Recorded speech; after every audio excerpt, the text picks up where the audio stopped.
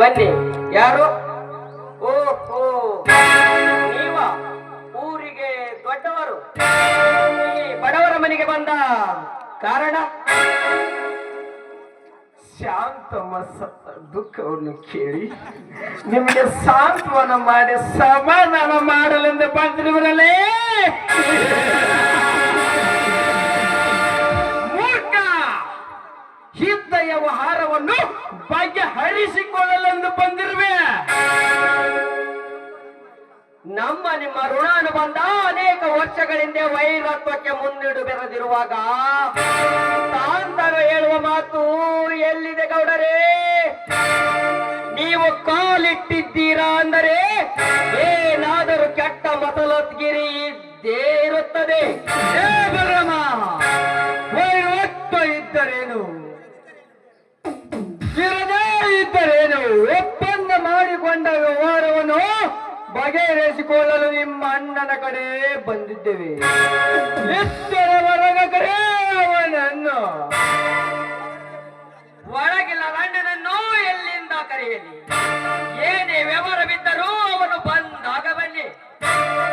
ಏ ಬಲರಾಮ, ಮಾಡಿದ ವ್ಯವಹಾರವನ್ನು ಮುಚ್ಚಿಟ್ಟುಕೊಳ್ಳಲು ಅವನನ್ನು ಒಳಗೆ ಬಚ್ಚಿಟ್ಟುಕೊಂಡರೆ ಅನಾಹುತಕ್ಕೆ ಕಾರಣ ಮಾಡಿಕೊಟ್ಟಂತಾಗುತ್ತದೆ.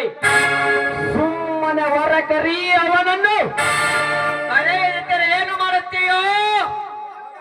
ಬಲಾತ್ಕಾರದಿಂದ ಹೊರಗೆ ನುಗ್ಗಿ ಅವನನ್ನು ಹಿಡಿದು ತಂದು ಮಾತಿನಂತೆಯೇ ಅವನ ಸಹಿ ತೆಗೆದುಕೊಂಡು ಅವನ ಆಸ್ತಿಗೆ ಹಕ್ಕುದಾರ ಆಗುತ್ತಾನೆ. ಓಹೋ, ಈ ಕೆಲಸ ಮಾಡಲು ಬಂದಿರುವಿರಾ? ಲೇ ಗೌಡ, ನೀನು ಗಂಡಸೇ ಆಗಿದ್ದರೆ ನಿಮ್ಮಪ್ಪನ ರಕ್ತವೇ ನಿನ್ನಲ್ಲಿ ಹರಿಯುತ್ತಿದ್ದರೆ ನನ್ನನ್ನು ತರಿಸಿ ಈ ನನ್ನ ಮನೆ ವಸ್ತುಲು ದಾಟು ಗಂಡಸಾಗಿ ನೋಡೋಣ. ಲೇ ಬಲರಾಮ, ನೀನು ನನ್ನ ಪದೇ ಪದೇ ನನ್ನ ಗಂಡಸ್ತನಕ್ಕೆ ಸವಾಲಾಗ್ತಿದ್ದೀಯ. ಲೇ ಬಲರಾಮ, ಈ ನಿನ್ನ ಸೊಕ್ಕು ನಿನ್ನ ಆತ್ಮವುದಿಗೆ ಕಾರಣವಾಗುತ್ತದೆ. ತಲೆ ತಗ್ಗಿಸಿ ಮರ್ಯಾದೆಯಿಂದ ಮಾತನಾಡ. ಇಲ್ಲಂದ್ರೆ ನಮ್ಮ ಮಾಯದ ಹಗ್ಗದಿಂದ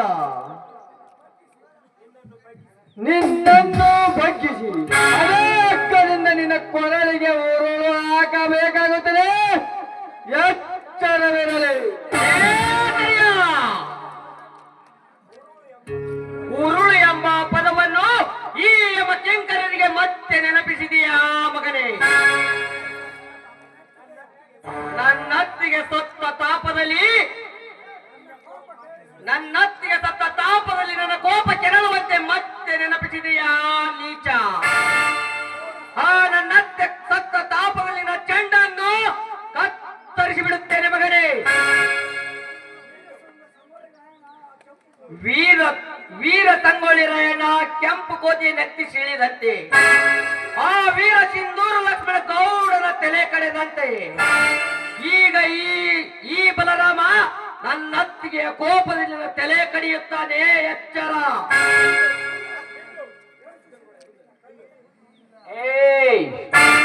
ನಿಲ್ಲೋ. ಯೋಚಿಸಿದರೆ ನೀನು ಕೈ ಎತ್ತಿದರೆ ಎತ್ತಿದ ನಿನ್ನ ಕೈಯನ್ನೇ ಕತ್ತರಿಸಬೇಕಾಗುತ್ತದೆ. ಎಚ್ಚರದಿಂದಿರೋ. ನಾನು ಇಲ್ಲಿಗೆ ಬಂದಿರುವುದು ನಿನ್ನ ಕೊಲ್ಲುವುದಕ್ಕಲ್ಲ, ನಿನ್ನ ಅಣ್ಣನಿಂದ ಬರಬೇಕಾದ ಹೊಲವನ್ನು ಬಿಡಿಸಿಕೊಳ್ಳಲು ಬಂದಿರುವೆ. ಅದರ ವಿಚಾರ ಬೇಕಾದರೆ ಅವನು ಇದ್ದಾಗ ಬಂದು ಕೇಳಿಕೋ ಗೌಡೆ. ಇಲ್ಲವಾದರೆ ನೀನು ಬಂದೂಕು ಎತ್ತಿದ ಕೈಗೆ ತಕ್ಕ ಉತ್ತರ ಕೊಡಲು ಈ ನನ್ನ ಕೈಯಲ್ಲಿ ಪರಶುರಾಮನ ಗಂಡುಗೊಡಲಿ ಇದೆ.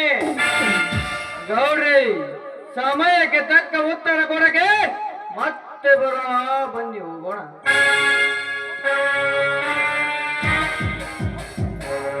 ಹೌದು ಕರಿಯ, ಆ ನಂತರ ನೋಡಿಕೊಳ್ಳೋಣ ಈ ವೀರ ಸೂರನನ್ನ ಏ ಕರಿಯ ಬಾರ್ಲೆ ಹೋಗೋಣ ಈ ಕುನಿ ಜೊತೆ ನಮ್ದೇಡ